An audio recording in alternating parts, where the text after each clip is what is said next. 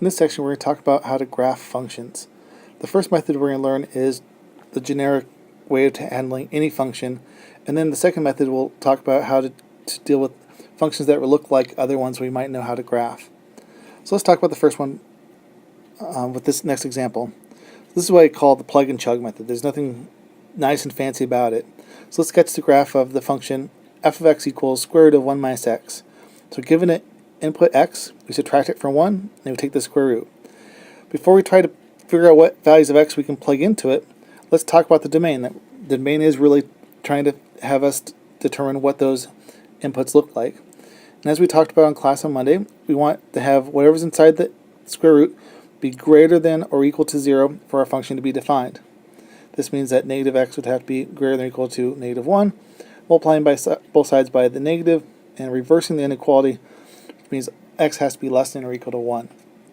So we could choose x to be 1 and calculate the y value at that point. So square root of 1 minus 1, so that'd be 0. We could plug in something less than 1 like 0. Square root of 1 minus 0 would be square root of 1, or 1. And I think maybe the next nice number could be if x is negative 3, because then we have square root of 1 minus a negative 3, so square root of 4, which is 2. So on our graph, if we put all those points together, so at negative 3, 1, 2, 3, we're at 1, 2. At 0, we're at 1. And at 1, we're at 0. We have, connecting the dots, some graph that probably looks like this. And notice what's nice about this graph is that we can see exactly what the domain is. The domain is all the x values on this graph. So x less than or equal to 1. So there's 1 right there. So all this stuff all the way over here is the domain. All the x that we see in our graph. And the range are all the y values we get when we plug those x's into our function. So all the values of our function. And that we can see right here. So here the range is all the y values, and in this case is everything between 0 and infinity, including 0. So our domain can be written as minus infinity to 1, including 1, and our range is 0 to infinity. The second method of graphing relies on knowing a handful of functions to compare a more complicated function to. So for example, our goal at the end of this discussion will be able to sketch quickly, most likely faster than a calculator could, the graph of the function negative 3 times the square root of x minus 2 plus 4. There's a lot going on there, but as we'll see, once we have a function to start off with, the minusing the 2 and then multiplying by negative 3 and adding 4, we'll just move that graph around in certain sort of predefined ways. So let's start with some of the functions that we're going to use as our base or our foundational examples. So the first is the identity function. This is the function f of x equals x. And so that's another way to write that. That is the equation y equals 1x plus 0. And that's the equation of a line whose y-intercept is 0, 0, and whose slope is 1. So up 1 over 1, up 1 over 1. That's that straight line that goes through the origin like this. The domain of that function, as we talked about in the previous slide, all the x values from left to right on that graph would be everything minus infinity to infinity, which makes sense because there's no worries about dividing by 0 or taking the square root of a negative number. And then the range, all the y values, so in this direction, there's also no restrictions at all. It goes from minus infinity to infinity. Every single y value is obtained. So let's now look at x squared graph. This is the function that says, give me an input for x, and the output is going to be the square of it. So 0 gets squared, becomes 0. 1 squared is 1. 2 squared is 4. Negative 1 squared is 1. Negative 2 squared is 4. And we can kind of see as we connect these dots, we get a parabola sort of shape.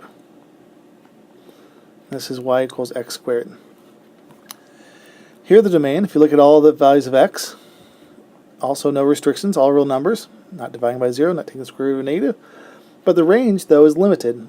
The range, the y values, when we square a number, only result in positive values, positive or 0 values. So our range is going to go from and include 0 up to infinity. So when squaring a number, we don't get a negative y value. And then the final example is our square root function. So thinking of x as being the input, replace x with 0. The square root of 0 is 0. Square root of 1 is 1. Square root of 4 is 2. So there, that's the point 4 comma 2, because when x is 4, the y value is 2. Connecting these dots, we get this sort of graph. Here the domain is limited because we have a square root. So x can only be non-negative, 0 or larger. And because of that, the range is also limited to be 0 or larger as well. So the y values are only above the x-axis. As I mentioned in the last slide, our goal is to take those three graphs and try to perform some transformations to get more complicated looking functions. So to motivate this a little bit more, let's talk about what happens to the graph when we add 3. So let's compare the graph of x squared plus 3 to the graph of x squared. So over here on the left, I did the plug and chug method on x squared plus 3. And we can see that when x is negative 2, the y is 5. 1, 2, 3, 4, 5, so right there. When x is negative 1, the y is 4. When x is 0, we're at 3. When x is 1, we're at back to 4. And x is 2, we're at 5. And if we connect those dots, that looks a lot like our squared graph. Because our squared graph, when at negative 2, it was 4. At negative 1, it was 1, 0, 0, 1, 1, 2, 4. Our squared graph looked like this. So this is y equals x squared. This is y equals x squared plus 3. So if we compare the two, it seems like we've taken our dashed graph, the y equals x squared, and moved every point up by 3. So this point goes up by 3, up by 3, up by 3. And that's exactly what we're doing, because if we look at the way we calculate the y values over here, we calculate the y values by squaring our input and then adding 3 every single time. So the x's don't get affected at all. The y values get moved up by increasing their value by 3. Compare that with what happens if we have a 3 on the inside of our function. So let's talk about sketching the graph of the square root of x plus 3. Again, I did a plug and chug method on the left, so right here. And we can see that there's something that immediately that happens. We have to be careful because the domain of our function has changed. So here the domain of our square root of x is x greater than or equal to 0. So any x bigger than or equal to 0 can be evaluated. For this function though, x could be greater than or equal to negative 3. So we can plug in negative 3 and have a value, plug in negative 2 and have a value. And that's what we did with this plug and chug method. 0, negative 2 is 1, 0, 1, and we're at 2. So this is the graph of y equals the square root of x plus 3. And if we compare that to our original square root graph, you can see that by adding the 3 on the inside, we haven't changed the y values at all. Instead, we've changed the x values. The x values have been shifted to the left by 3. So left by 3. So by adding the number directly to the x, that changes the x values, whereas adding the number outside of the x, outside of our function, changes the y values. And we're going to summarize this in the next slide. As we saw in the last slide, it makes a difference where we add our number. So suppose we have the graph of y equals f of x. So maybe that's one of our 3 graphs that we started off with. So maybe they're our square root graph, for example. Then the graph of that function plus a number is a shift up if the number is bigger than 0. It's a shift down if that number is less than 0. So adding 3 to our graph would take this square root graph and just move everything up by 3. If the number is added directly to the x, this will affect x directly, and that's going to cause a shift left or right. So it's a shift left if c is positive, and it's a shift right if c is negative.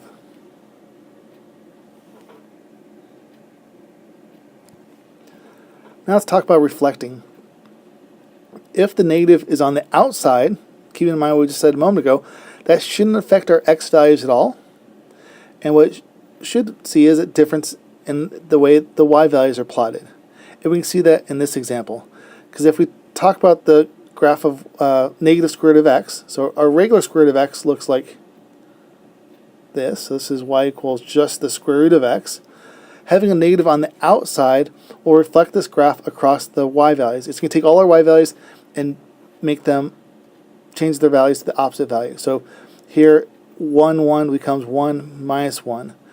If this y value is made opposite for 2, it becomes 4 minus 2. So this lower graph is the graph of y equals negative square root of x. If instead the negative is inside with the x, we expect that to change the x values. And we can see that with the simple example of y equals negative x, because that does change our domain. The domain of y equals square root of x is x greater than or equal to 0, but now with the negative there, we need negative x to be greater than or equal to 0, which means x has to be less than or equal to 0. So we only expect the graph to be over here in terms of the domain. So our usual graph of y equals the square root of x is right here, and now we're going to reflect this across the y-axis. So the point 1, 1 now becomes minus 1, 1. The point 4, 2 becomes negative 4, 2. So we get this graph right there. The third transformation we can do to a function is to scale it. So let's talk about an example where we compare y equals x squared with y equals 1/2 x squared with y equals 2x squared. And I did a plug and chug sort of a table there. So at negative 2, we're at 4, if we're talking about x squared. Negative 1, we're 1, 0, we're at 0, 1 squared is 1, 2 squared is 4. So the original graph of y equals x squared, so one of our 3 foundational examples is right there. So now if we have 2 times x squared, notice that we're not going to change the domain. We're going to keep all the x's still negative 2, negative 1, 0, 1, 2. What's going to change is our y values get doubled. In other words, they get multiplied by 2. So at the same place we'd have negative 2, 4, it now becomes negative 2, 8. Negative 1, 1 becomes negative 1, 2. 0 becomes 0. So we get this thinner, more stretched out graph. And then for the 1/2 x squared, we have the opposite effect. Now our y values get halved, which means we're multiplying by 1/2, which notice is exactly the same as the number in front of the function we're trying to modify. So our 1/2 will look like this type of graph.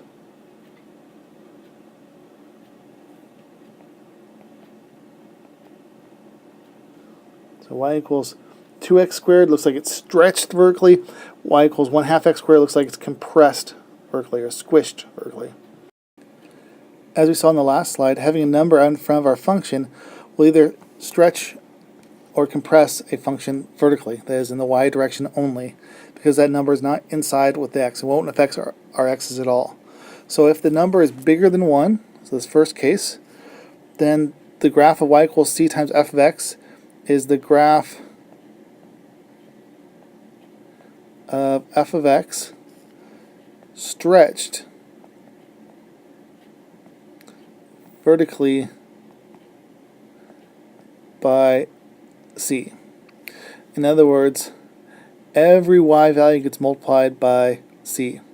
So if we had a graph that looked like this, started down here and went like this, so maybe that's y equals f of x,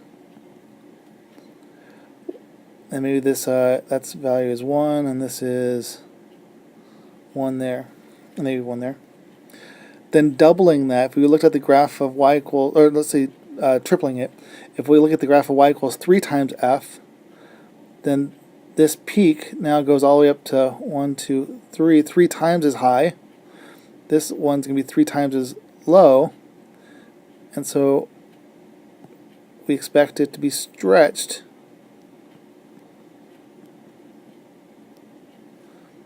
when we try to look at 3 times f of x. It's stretched in both directions, away from the x-axis. If the number is between 0 and 1, then this compresses f of x by a factor of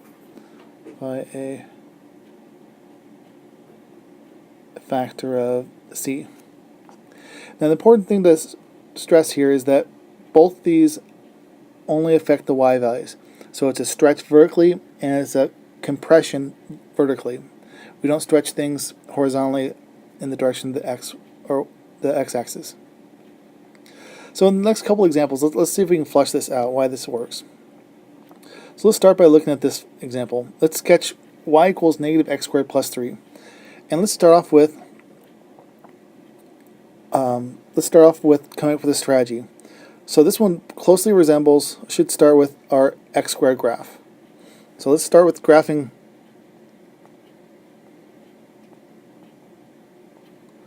y equals x squared.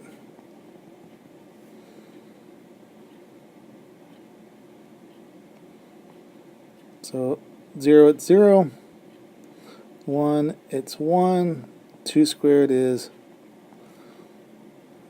4, negative 1 squared is 1, negative 2 squared is 4. So there's the graph we're going to start with. Y equals x squared. And now let's think about what happens to this graph. There's two things that are occurring. We have a plus 3 and a negative sign. Now we have to decide which one of those operations to do first. Right? Those correspond to two different types of transformations. And what we rely on is the order of operations. And so what we think about is, if we were to plug a number in for x, what's the very first thing that would happen after we square it? Would we add 3, or would we multiply by negative 1? And the answer is we'd first multiply by that negative. Multiplication and division occurs before we add and subtract. So the first operation, the first transformation, is to take care of that negative. Now because that negative is outside of x squared, it's not grouped with the x, it's not the quantity negative x squared. Because it's outside, that's going to be a reflection across the y-axis. So we're going to take our graph and reflect, oh, and I said it backwards, across x-axis. Across x-axis. It doesn't affect the x values, only changes the y values. So we take our graph and reflect it across the x-axis. This point becomes negative 1, negative 1. Negative 1, or sorry, negative 2, 4 becomes negative 2, negative 4. And so we get this graph as being what happens when we reflect our x squared across the x-axis. So we're going across here. And then finally that plus 3 means that we're going to then move it up 3. So we take this graph and move it up every single point 3 units. So it's good to have examples that we're keeping track of. So this point up here at negative 2, 4, that became now negative 2, negative 4, is now going to go up 1, 2, 3 to negative 2, negative 1. This point at the origin is now going to go up 3 right here. And then this point on the far right is going to go right there. So connecting those dots, there's our final graph. So our final graph from reflecting across the x-axis and then moving it up is what we have there. And that would be the graph of negative x squared plus 3. And the order does make a difference. If we happen to do this in the opposite order, where we added 3 first and then reflected, we'd have a different graph, because the reflection always happens across the x or y axis and not anywhere else. So if we move this up 3 and then reflected over the x-axis, maybe try that on your own, you get a different graph. Now let's see if we can put all these transformations together. Here we're asked to sketch y equals -3 square root of x minus 2 plus 4. So the first thing we should do is think about what graph this should resemble, which of those 3 graphs from earlier. I think the correct answer there would be square root of x. There's a square root involved. Let's compare it to square root of x. And now we have to think about what happens to an x when we evaluate it. What's the order of operations? So we plug the number in for x. Immediately what happens to it is we subtract 2. So that subtract 2 is going to immediately change our x values. And so that's the first operation we should use in our transformation. So subtracting from the x, we'll move things to the shift right by 2. So because it's subtracting 2, it's going to be shifting to the right by 2. And then the next thing that happens is we multiply by 3. That's going to be a stretch vertically.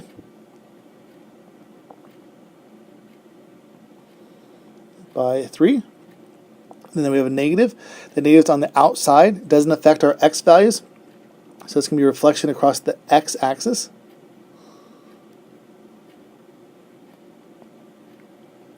And finally at the end we have that plus 4, which means we're going to go up 4, shift it up 4. So let's put these ideas into action. Draw a nice big graph, giving ourselves plenty of space. So the first thing we're going to do is draw in our square root graph. So 0, it's 0. 1, it's 1. 4, it's 2. And those 3 points will be our points that we keep track of along our way. We're going to take those 3 points and shift it to the right by 2. So 0, 0 goes to 2, 0. 1, 1 goes to 3, 1. And then 4, 2 goes to 6, 2. So there's our shifted to the right graph. And now we're going to stretch it vertically by 3. So 2, 0, its y value gets multiplied by 3. Its y value is 0, so it just stays there. 3, 1 becomes now 3, to multiply its y value by 3, so 3, 3. And then this value here at 6, 2 becomes, well, multiply 2 by 3, we get 6, so 1, 2, 3, 4, 5, 6. So that goes way up there. So now our graph has really been stretched vertically by 3. We're going to reflect that across the x-axis.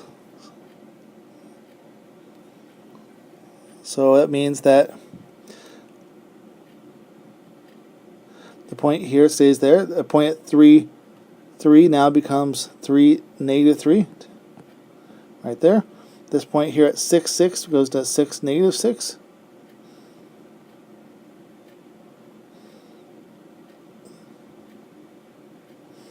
And so there's our graph reflected across the x-axis.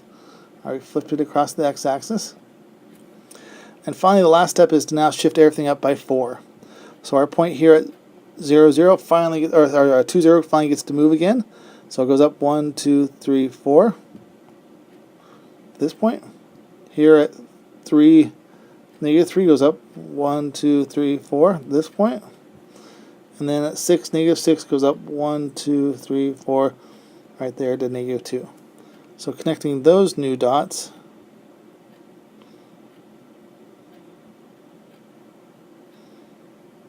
gives us our final graph. So this should look like our last graph here. Our last graph here been directly moved up by 4. Every point gets moved up by the same amount. Here's one last example. Suppose the graph we're given isn't one of the three that we talked about at the very beginning, but instead the one that's drawn here. And we want to sketch the graph of 1/2 f of negative x. So the very first thing we should do is take and reflect our graph across the y-axis. The negative is right in front of the x, which means it's going to change our x values. That happens when we reflect across the y-axis. And then the 1/2 is going to compress vertically by a half. So let's see if we can put that into order. So we know that's going to be reflected across the y-axis. Okay. Let's see where that goes. So at the point 1, 1, we're going to move it over to the point -1, 1. This point here at 2, 2, or this corner, we go to -2, 2. So that part there. This x-intercept at 0 or at 3, 0 would become -3, 0. And then 4, -2.